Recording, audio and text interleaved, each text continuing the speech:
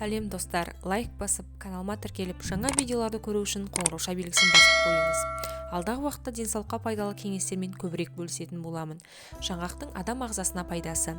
Фундук дәнінің құрамында А және Е витамині бар. Бұл адамның ми қызметін жоғарылататын қасиетке ие. Шекі күйінде тұтынғанда пайдасы өте көп. Фундук калория жағынан наннан бірнеше есе жоғары, сүттен 8 есе жоғары болса, тойымдылық жағынан шоколадтан асып түседі.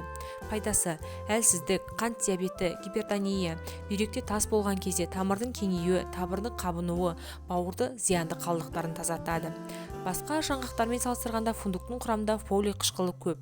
Сондықтан балалы болуды жоспарлап жүрген адамдарға пайдасы өте көп. Кешью иммунитетті көтеріп, тіс ауруын басуға көмектеседі екен.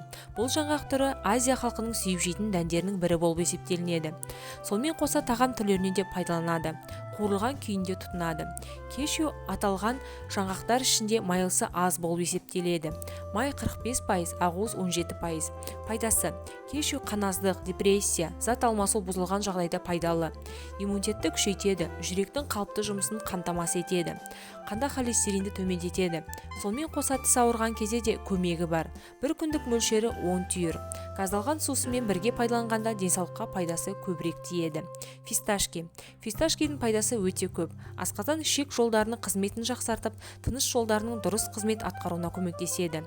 Құрамында темір көп, сондықтан қан аз адамдарға пайдалы. Сонымен қоса мыс, марганец, фосфор, микроэлементтер, магний, калий бар. Пайдасы: қаназдық және бауыры ауыратын адамдарға да тұтынуға болады. Аяғы ауыр әйелдерге токсикоз кезінде ерлердің репродуктивтік қызметін жоғарылату үшін де пайдаланады. Көздің көру қабілетін сақтауға көмектеседі.